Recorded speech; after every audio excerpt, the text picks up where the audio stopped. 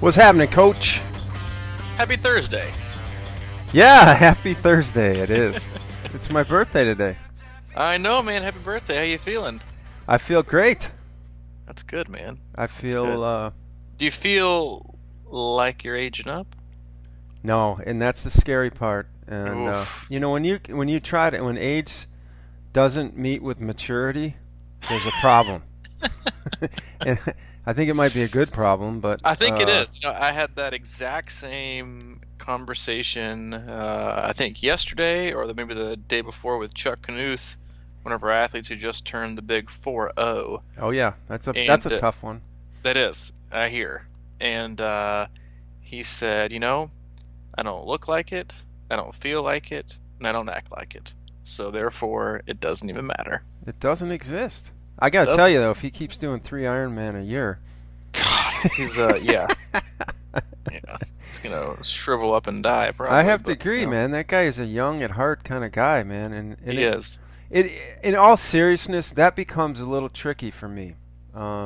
There's a certain expectation that we're just supposed to get old, be mature, and then, die. And then, Mature and die. You sound like a locust. I know. Well, I just think that has been and actually, I'm gonna try something today with this podcast and see if we can go. But it's I think that's been ingrained in us over the years, and he's so right about that. I always hear age is a number, but man, you can, as I get into the ether of my life or whatever you want to call it, I mean, you start to see, people that have been around a while, like myself, and you can really notice age discrepancies and activity discrepancies and energies and things like that, and just visual appearances, and you can see like who's been moving around and who's been doing stuff. And I really do think that, we can talk about, triathlon all our lives, but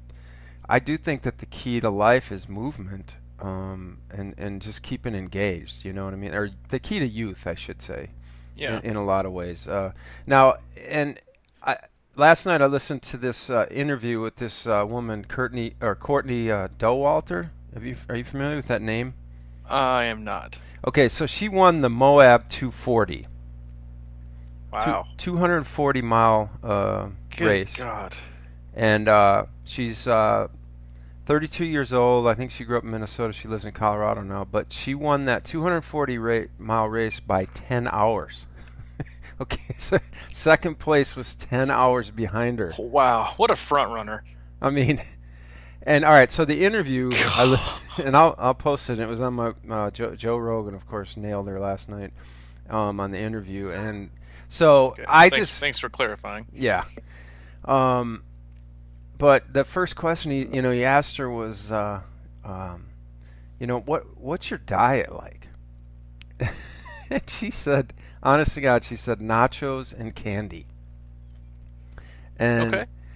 and then that kind of themed out throughout it. And she was like, yeah, I just, I don't know. I just eat what I feel like eating. And I'm not like, I'm not married to any of that. But I just think it's kind of amazing, because we talk about, back to this whole thing about movement and like what's important. And I've kind of talked about it before, is like, sometimes I can be on a good diet string or whatever, but when I feel like I'm in my best shape is when I'm in my best shape, and that means like I'm running a lot or whatever. Like I'm a good runner. I don't feel like, while I feel like diet is huge, don't get me wrong, I do feel like that sometimes on a course, for example, when you're running well and you're in really good shape and your body has that good oxygen, and you don't need as much water, you don't need as much, like this time I was out there in the course at Louisville just like plowing down everything I could, and I think a lot of it had to do with that I just wasn't in the shape that I needed to be in.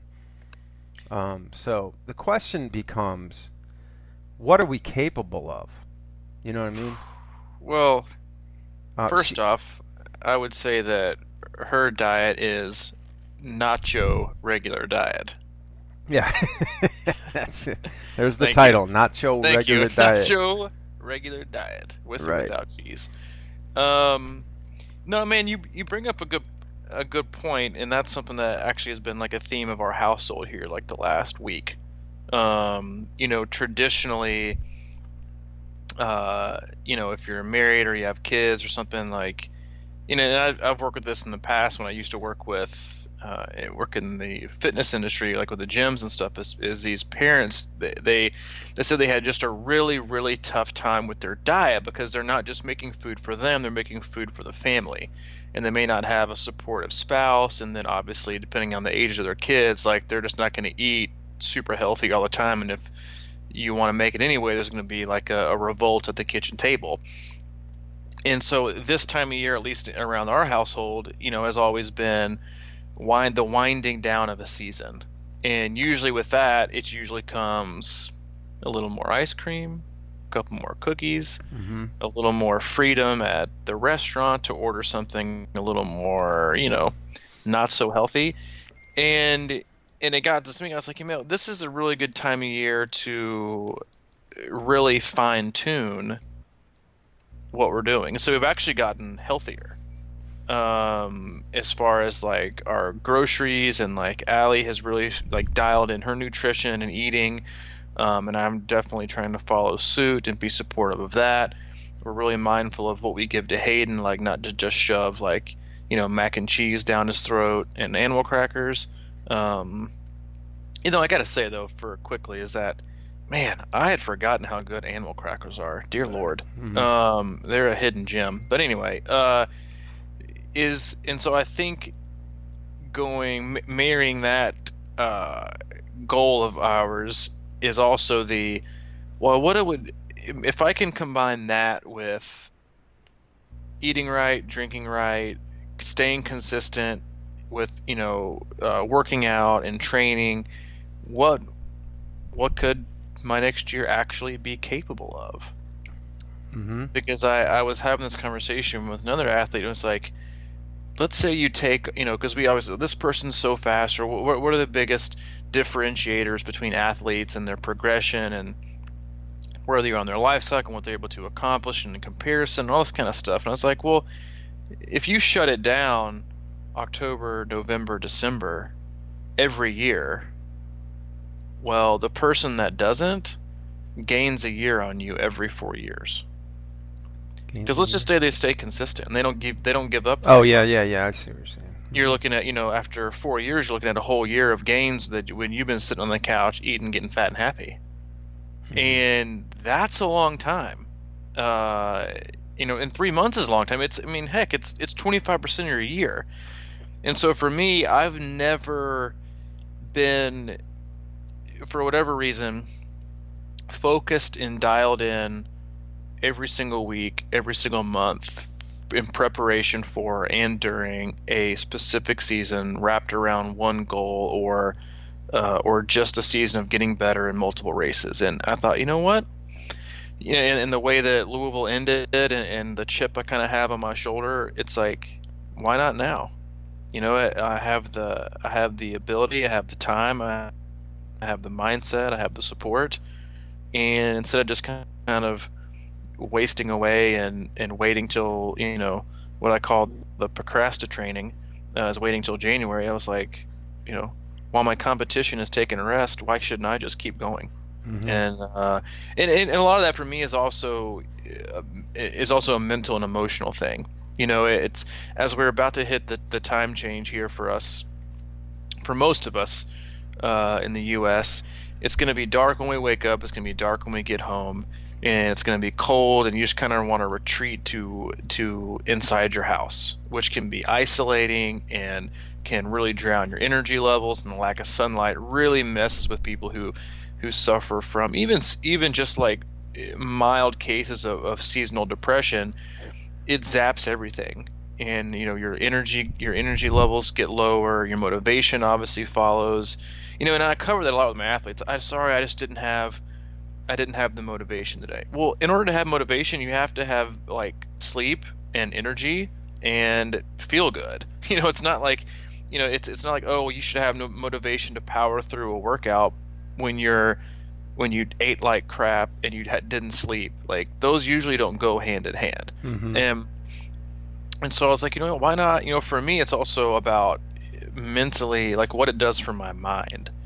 and this is a tough season for a lot of people, and so that's my goal is to see what I'm capable of, and if I really want to see what I'm capable of, if I really want to push the boundaries of what I have always believed my body can handle and do, then it's time to start putting my money where my mouth is, or my work where my belief is. And I think this is the time of year to do it. Yeah, we get into these places where really what you're telling me is like you're kind of like looking at this like, oh man, I really don't have any excuses.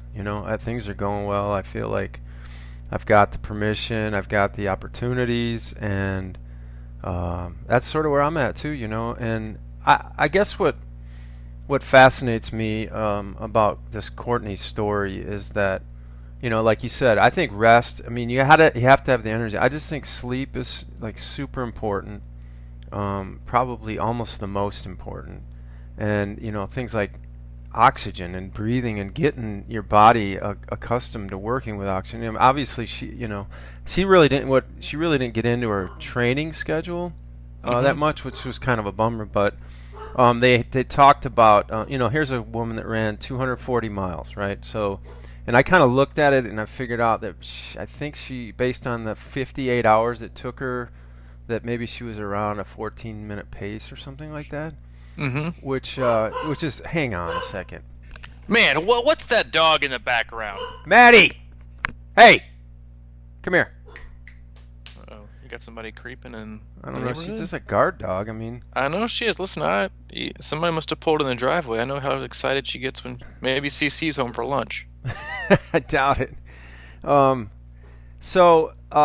Anyway, she 240 miles, right? Right around I think a 14-minute pace on 29,000 feet of elevation or something like that in the trails and things like that. And what she accomplished there. And she talked about another race actually where it was like a 100-miler, I think. In the last 10 minutes, I don't know if you've ever heard of this, but I guess this is kind of a thing with ultra running, is like some kind of blindness. So she sort of went like she described it as 98% blind for the last 10 minutes. It was all just basically white in her vision.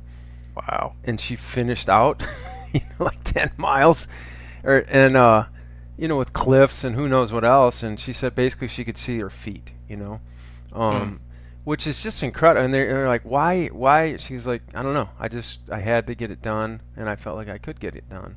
And now they're talking about that race director that has the puts on the 240 just floated out this idea of a 500-mile trail run race, and everybody's kind of in. So it's just like. I'm not. I know. I mean, like the people, I think there was 150 people or 100 people or something in this 240-mile run, and most of the people in the group or whatever are like, yeah, let's explore this 500-mile run. It's like, wow. And it just gets me back on this, like the capabilities of human body, and it's like, so. Yeah, when I talk about, like dialing in your diet and really being, I mean, are we getting a little bit, I mean, in a sense, sometimes maybe do we use those things as excuses is my question. What things? Well, like, my diet wasn't quite right. And, like in her case, for example, she talked about how she really focuses on mental toughness. Obviously, she's running all the time or whatever. And then they brought up an example of another one of their friends who, for sort of in training for this race, was running a marathon a day. And I don't know for how long, but they, and the Joe was talking about how he, would see him after the run and he just seemed fine or whatever. And now, you see all these reports about how you have to recover after a marathon for like 6 months or 4 to 6 months or whatever. And then we hear that about Ironman and everything like that, but we're starting to see all these other people like, whatever, busting out multiple Ironmans all the time. So I'm just curious. I'm not like suggesting that we all start busting out these things, but even with me, when the Ironman was almost 2 weeks ago, and if I let myself believe that I'm, I need to be just laying around and whatever, rest is important, but like, how do you define it? I mean, who's to say that we can't bounce back from these things a lot quicker than we think? And Yeah, I mean, there's a lot of truth to that, but also I think a lot of it has to do with how deep your fitness is. yeah, you You know, got and to so, build up so the so mountain. yeah, you have to build up the mountain. And there's a distinct difference in the athletes that I work with and the ones that have been doing it for years and how quick they can bounce back, and the ones that have only been doing it for like a year and how quickly they bounce back. But yeah, I mean, this all. I'm not. I know you follow Andrew Starkowitz on Twitter, but he he posted something earlier that I loved, and it was a picture of like swim, bike, run logos and like a wine bottle, and it said, "It's that time of year. Celebrate your accomplishments and drown in your I could haves." Mm. And that is like well, I mean, for a lot of people, it's like, oh, it's always a woulda, coulda, shoulda. Well, you didn't. And usually it's not because you didn't on race day, it's because you chose not to during the course of the year, or you chose other things. And it's common. I've done it. We all do it. I think it's like we make these excuses, but they're not excuses for why we didn't accomplish something. We're just explaining the result we gave ourselves because of the things we neglected, or the things that we chose to do instead of doing. It's like, well, I told somebody, I said, yeah, I should really. I mean, I read a good bit, but I said, I was talking about writing, and I said, I should really write more, but I just don't have the time. Mm-hmm. And I immediately said, well, that's a total lie. Yeah. I do have the time. I just choose to do other things, and that is this time of year. It's I really need the break. Do you really need the break, or have you like unconsciously or consciously convinced yourself that this is that time of year? Because I mean, it's even in like commercializing and marketing, like, this is the time of year where you reset, and you got Halloween, which is candy, you got Thanksgiving, which is gluttony, you've got Christmas, which is spending and more gluttony, and then you just screw it all and we'll just start in January. And so like everywhere around you, it's like wait. It's like a different level of that, like addicted to distraction, like we talked about in the last podcast. It's just that, like, do we really? Yeah. And do you need time off? Sure. I get it. Totally get it, and it's totally reasonable. But like, how much time off is to where it becomes not time off? It just becomes an excuse to not getting started again. Yeah. And I think we talk ourselves out of it because listen, once you take one day off, taking 2 is easy, and taking 3 is cake, and then 4, and it's like, well, now instead of, there's this really fine line, and I have it, and I think everybody has it, and it's that really fine line between, okay, I have to wait to come back, so I'm going to take it easy, and I'm forcing myself to take it easy, to where you get to the point to where now it's, well, now I've got to force myself to come back, because I've gotten so out of the routine and out of the consistency and out of the mindset and out of like being in the zone, which is that what people talk about all the time, is that like post Ironman depression. Mm-hmm. And it's not the Ironman that got removed. 365 days, well, guess what? Only one of them you got the Ironman. Mm-hmm. It's the other 364 days of having a purpose, having a routine, having a schedule, having things laid out for you, better time management, better focus, doing stuff with other people. That's what you removed. And so it's not the post-race depression. It's post-training depression, post-structure depression, post-purpose, whatever you want to call it. That's what it is, and that's why I've always found the athletes that I work with that say, what, sometimes I feel like I just like training more than I even like racing, are the ones that literally train year-round and are the most consistent and have the best results, because they're in love with the structure and the growth and the getting better and kind of like the daily pursuit aspect of it, or whatever philosophical quote you want to use. They just love to work, and they don't, and the farther away they, like, I've got an athlete right now who literally loathes not having anything in their schedule. is like even like 10 days whatever post Ironman, like it's like I want something in my schedule, like give me something to work for. Mm-hmm. It's got nothing to do with the Ironman they just did. It's got everything to do with having a purpose and having a schedule and having something every day that you can work towards. And so that's the depression part of it. And again, like I said, it's there's that fine line in restraining yourself on coming back too soon and then waiting so long that now the real effort, now the real task is, gosh, do I even really want to get out of bed and get going today? Yeah. Especially this late in the year when you're where it's getting colder and sunlight is waning. Yeah, it's a recipe for a long layoff. Mm-hmm. Someone posted a video, I think it was Mark Allen in the group. Did you see that? He was talking about, oh yeah, I think about tempo. aerobic development. Yeah, aerobic development. Yeah, it was Heath Glenn. Yeah. Yeah, and I watched that, and it kind of resonated with me. One of the things about that mainly resonated, because he, and it's not like rocket science, and everybody kind of knows this, but you sort of forget it, or at least I do.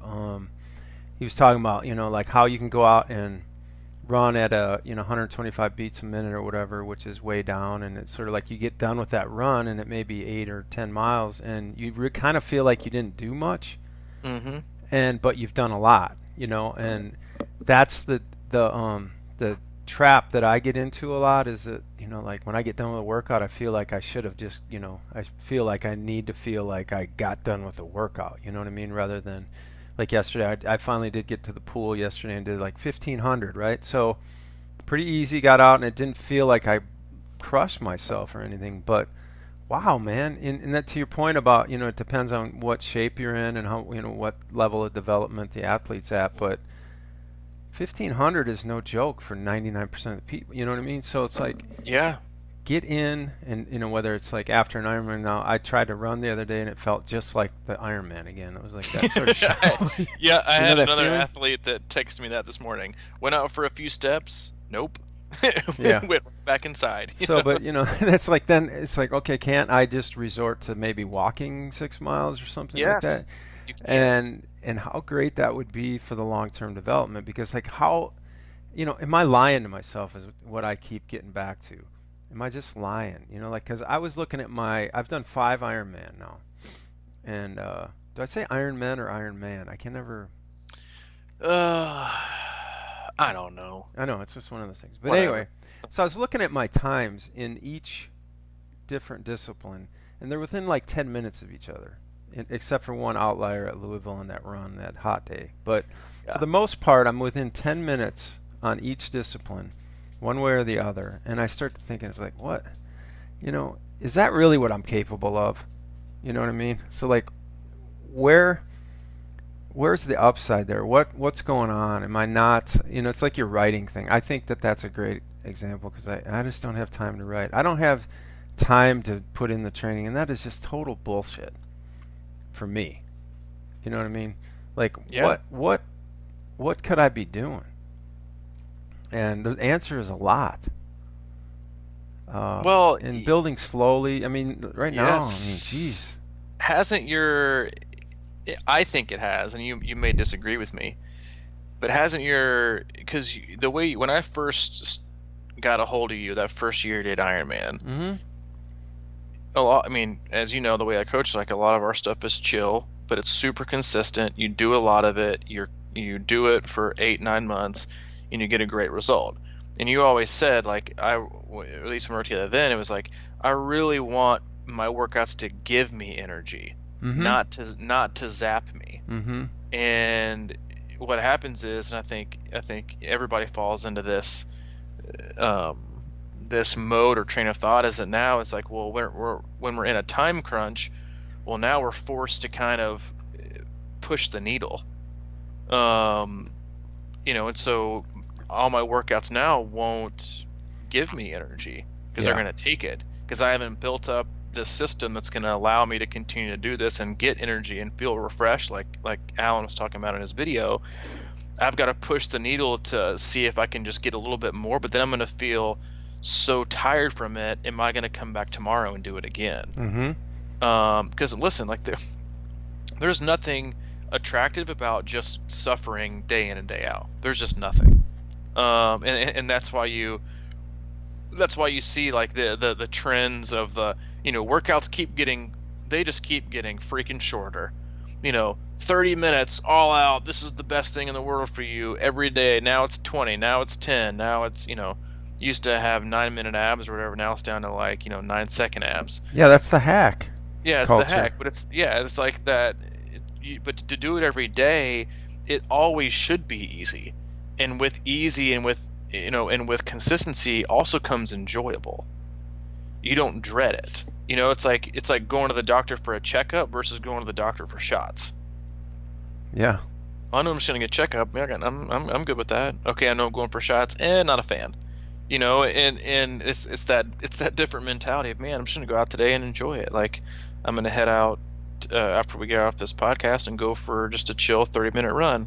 The trees are awesome, the weather's great, and enjoy it. It's gonna be on a scale of 1 to 10. It's gonna be like a 5, maybe a 6 if I get up on a hill. Other than that, that's it. And I'll feel better when I get done, versus having to push the envelope. But it's all those little, and to just piggyback off the other previous podcasts, it's all those cement workouts that aren't tasking, that build upon like the really, really hard, concrete bricks of the workout that allow you to build a much bigger house and to do it slowly versus, doing things in a rush. And it's really about just being engaged. And this time of year, I work with so many athletes who love to be engaged throughout the year. And yeah, do you tone it down? Sure. You tone the volume way down. You tone the intensity way down. But it's keeping them engaged and still getting that improvement and still keeping that consistency. And while you may become a lot better at, as a runner and just kind of maintain as a cyclist, the thing is not to take, multiple steps backwards, which is what we so often do, whether it's off season or whether it's coming back from an injury or an illness.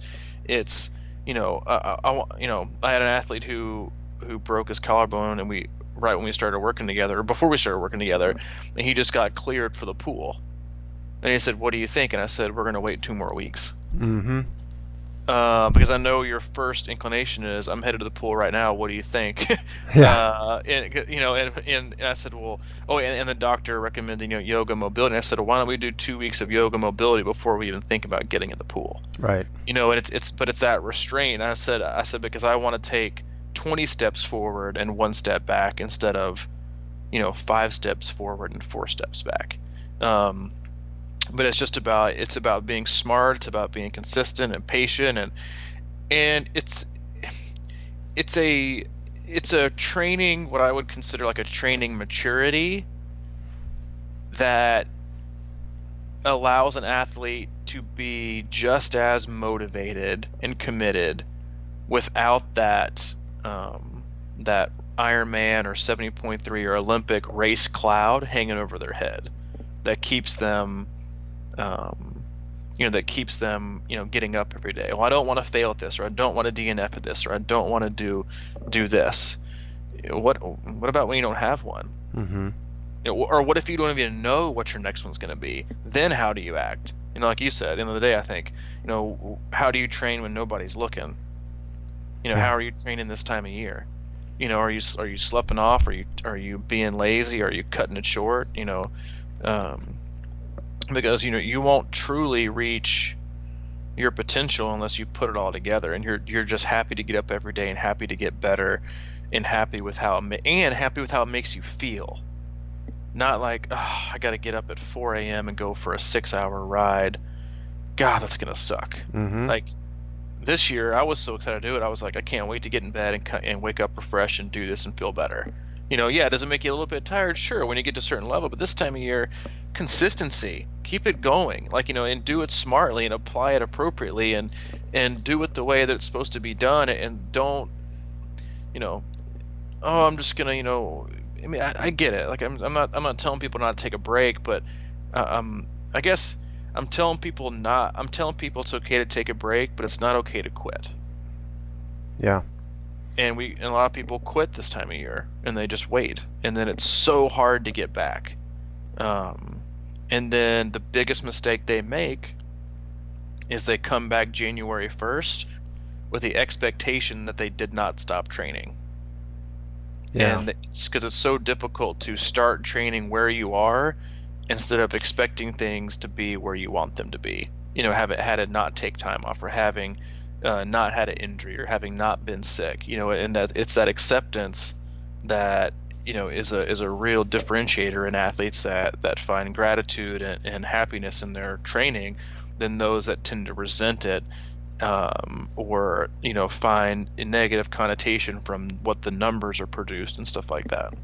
Let me just say, I fall into that category as that person who typically tries to just get it back in January, or and the analogy for me is, and it's been throughout basically my whole life, and this is kind of a thing I always fight with, but it's kind of like the guy who takes a class in college and doesn't really do daily homework, or apply the lectures on a regular basis, and then he finds himself in the student union drinking coffee 3 straight nights and cramming for the final. And yeah, sometimes it can work out okay, but 99% of the time it's just so much easier when you go into January prepared for the class. It's almost like knowing things ahead of time, and then they become so much easier to learn. Having a baseline of like how your body is going to react, and you can handle certain things, and instead of trying that 4-hour ride in January and being completely wiped out for a week, your muscles are like, all right, well, this isn't that unfamiliar, I can adapt to this. And then you're off to a good start. That's like whether it's like cleaning the house a little bit every day versus once every 3 weeks. It's like it's the same kind of stuff. I mean, it's the patterns of life. It's sort of like, just do what's in front of you and not worry about where that has to be all the time at the end. Just kind of. Oh man, I was the king of that too, and which drove my mom crazy. I bet. Yeah. As an Robbie, educator. oh God. I mean, two examples is I could literally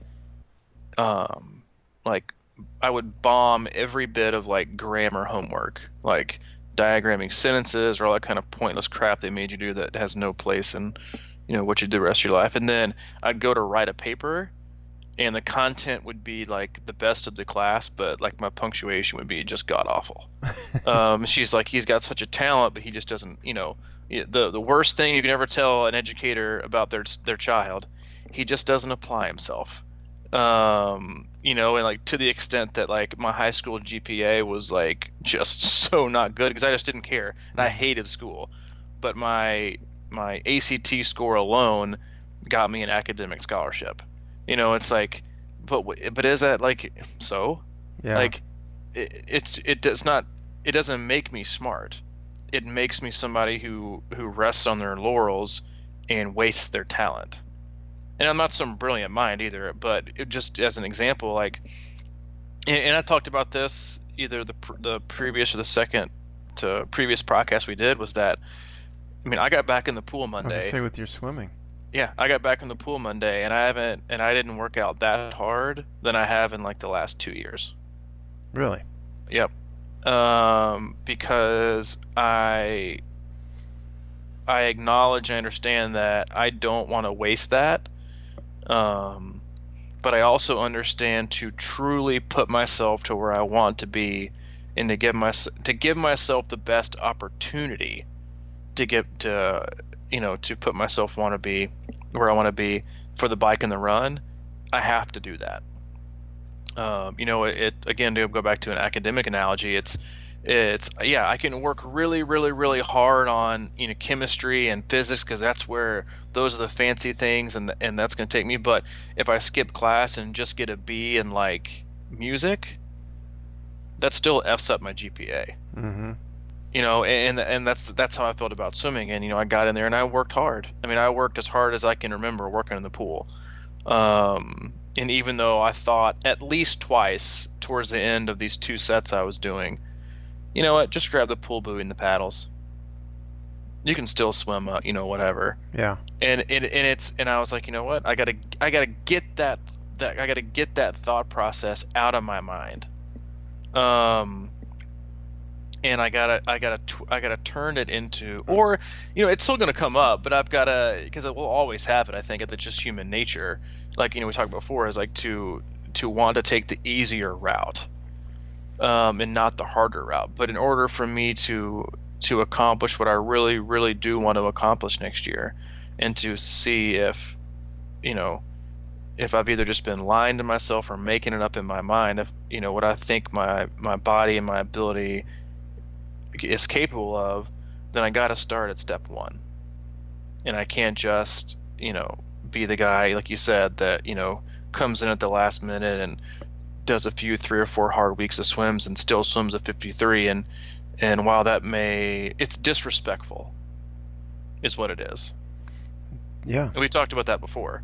It's disrespectful to an ability or a talent or whatever you want to call it, or the fact that I swim year round growing up, whatever you want to say. It's disrespectful to not give it 100%. And so that's something that I'm committed to doing as a compliment to the hard work and dedication I will put into cycling and running this year as well. Mm-hmm.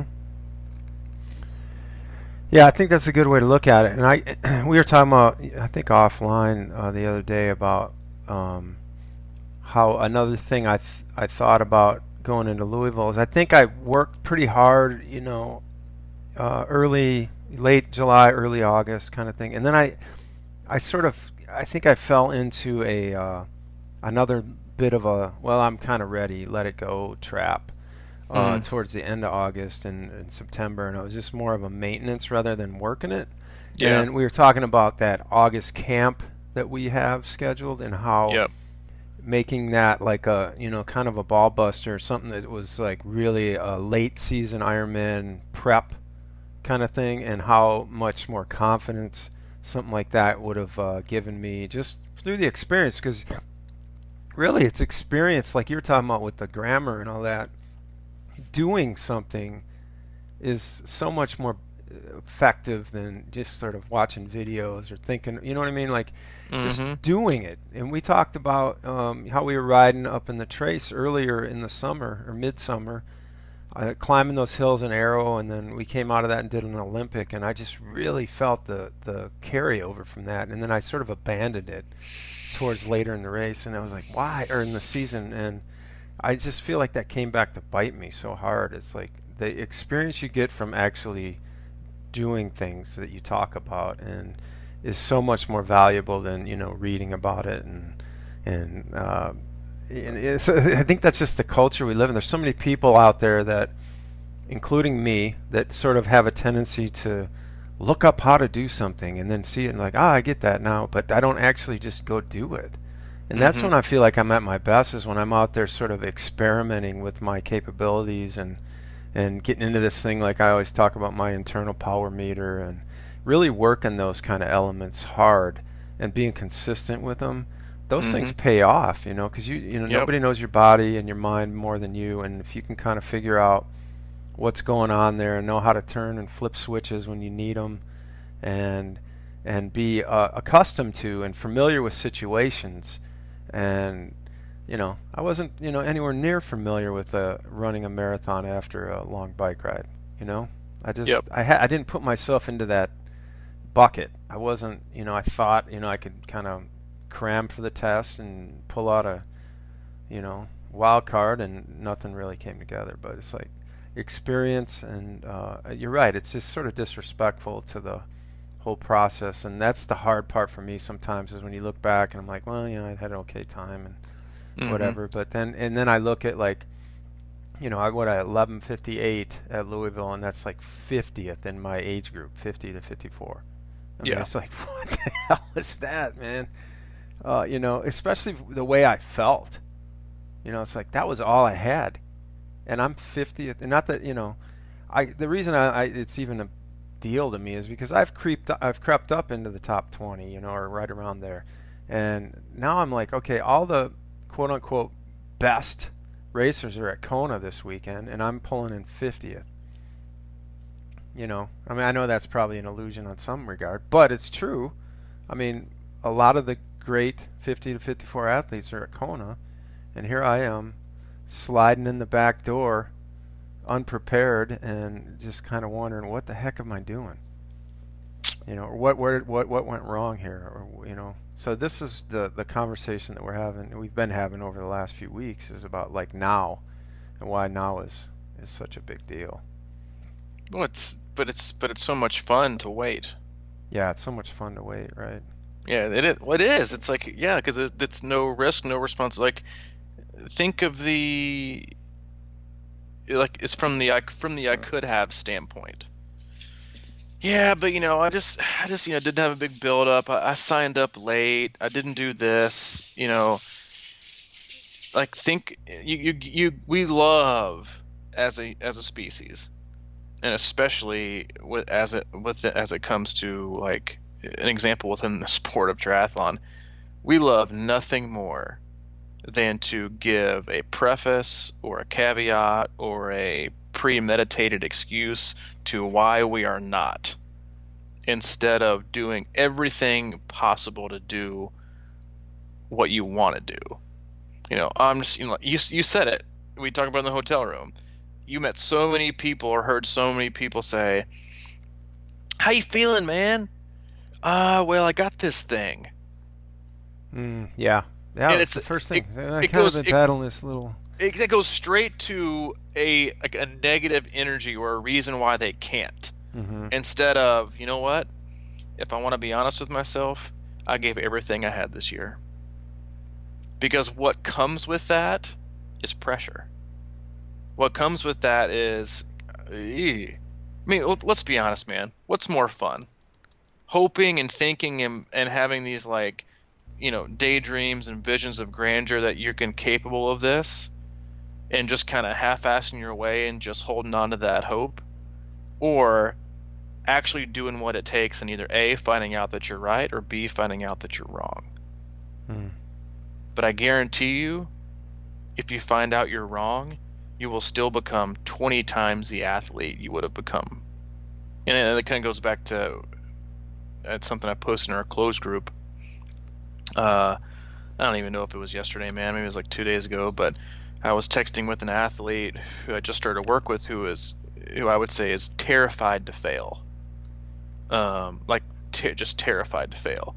Mm-hmm. And I was messaging with her on Training Peaks comments, not even like through text, but just through that. And I think I told her something along the lines of, don't be so scared don't be so afraid of failure that you never truly succeed, because you're paralyzed with fine. Paralyzed with fine. Yeah, which is, I think, just how we are, and I have to catch myself sometimes too, like whether it's personal or professional, whatever. It's like, what the hell am I doing? Like, am I just paralyzed with complacency or it being fine? Like, get out and go get it.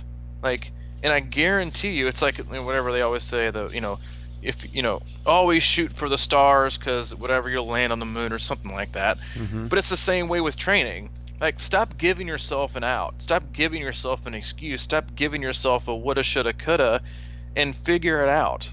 Like, where you can actually go, because I promise you, even on the journey and on the way to finding out that you either are or you aren't, you're still going to be infinitely better than if you had just settled and like drowned in complacency or paralyzed with fine, however you want to put it.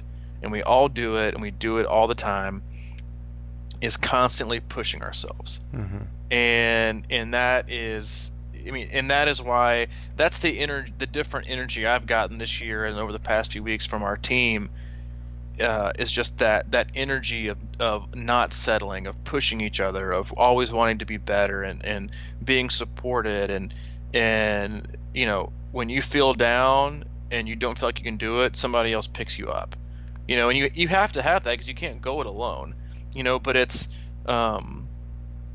just that mindset. It's drowning in complacency and paralyzed with fine. Mm-hmm. And it's finding that breakthrough.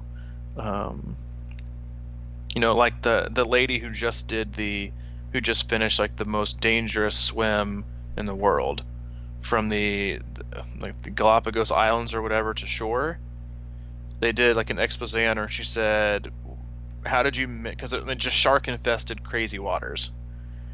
And they said, how did you mentally prepare? I said, I'm mentally prepared to never come back. She said, I did my laundry and prepared for that to be the last time I ever did it. Wow. I mean, that's an extreme level. A little bit. But it is. But it's that. But still, in order to achieve to go back to the very beginning of the podcast about what you started saying, what are we actually capable of? Mm-hmm. If she hadn't had that mindset, she never would have been able to do it, because she would have been paralyzed by fear, not fine, but paralyzed by fear. But instead she chose to go all in and just see what happens. And she accomplished what a lot of people say was the most incredible, dangerous swim ever in the world, in the history. And she went all in. But like you said in the beginning, like, what are we truly capable of? What are we truly capable of if we don't give ourselves an out? The interview I heard with that Russell Brand the other day, and he was talking about his book, and he said the first thing I start with is the fact that we are all going to die. And he said once you can come to terms with that, then you start to look at life as in, what do I want to do before that happens? And that's another way of saying a lot of different things, but I think there's really a lot of power in there. It's like, all right, what are we going to do? We have to accept that we're mortal beings, and that sounds like what she did. And then, in the meantime, what do we want to do before that happens? I mean, it's a simple fact. What are we going to do before we come to that crossroads? And that, to him, and I think a lot of people, has to be a little bit of a motivator, to at least certainly not be okay with fine or whatever, or paralyzed by fine. It's like, I think we have to also realize that there's some power in accepting the where we are, like I think about it too, because then you get caught up in this trap of like, well, I want to do this and do this and do this, and then you get paralyzed by not being fine, but the concept of being all these things that you're not yet, and then it's sort of like, where do you start? And so if you can just accept where you are and be comfortable with that and realize that there's no pressure on that, and then you can take the small step forward into, just trying something a little bit more today, and not having to like make it all happen in one day or 1 week or 1 month. Yep. And just be moving that right direction by releasing all these pressures of where you envision yourself going, and just being okay with who you are, and listening to that, and then taking small steps forward from that place. There's a lot of freedom in that. Yep. So, anyway, we're in the off season. I'm pretty not mentally. We're not. No.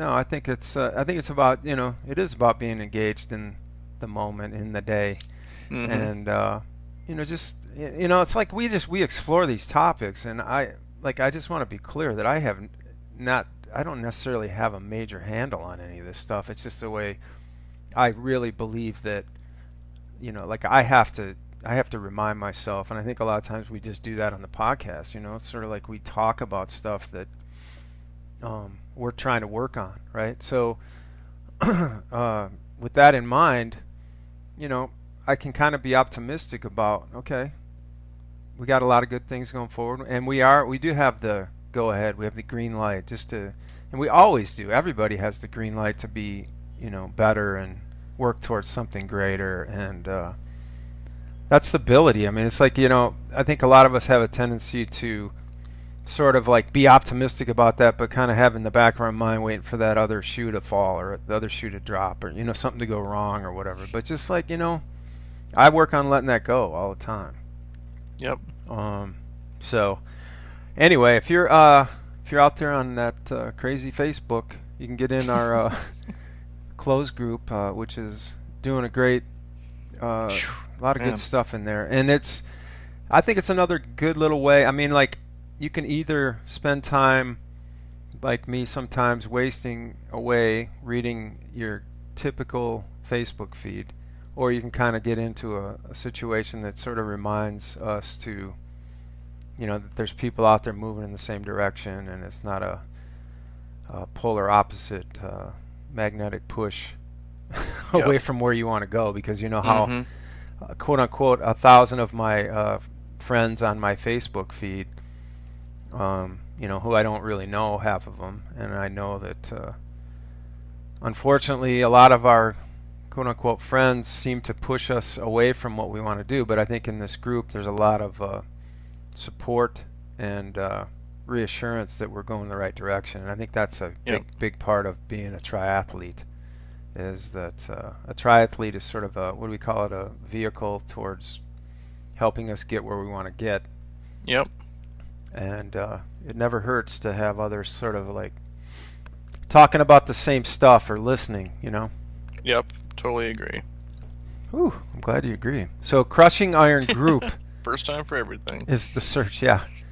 We have a public one, it's just under Crushing Iron, but search Crushing Iron Group, and that's the private group that will let you in there, the closed group.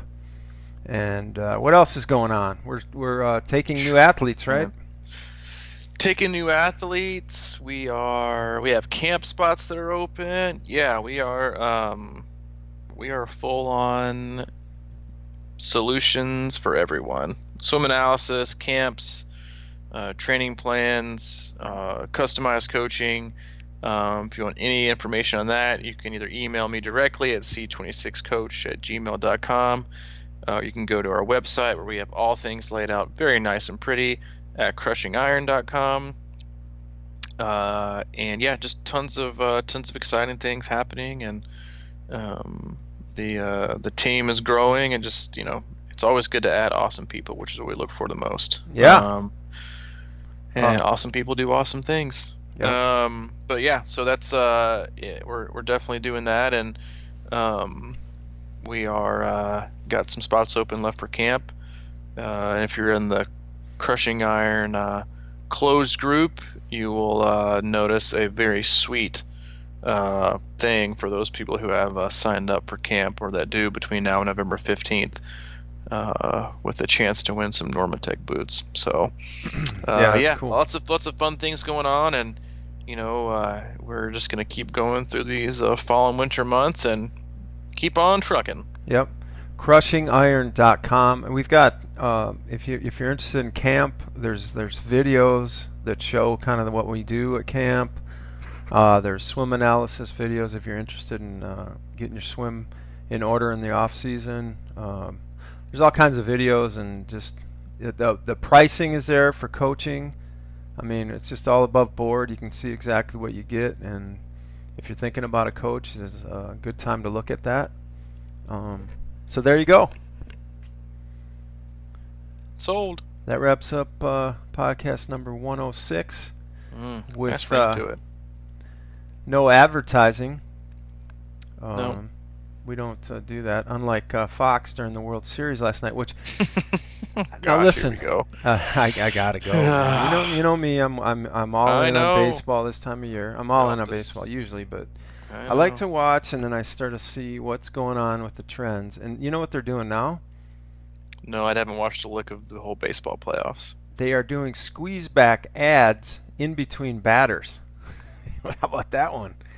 Like the guy makes an out, the next batter's walking to the plate, and then they squeeze him into a little box, and then they bring up a full ad for like 5 or 10 seconds, and it's like a commercial basically. Why wouldn't they do it? The game is slow as molasses.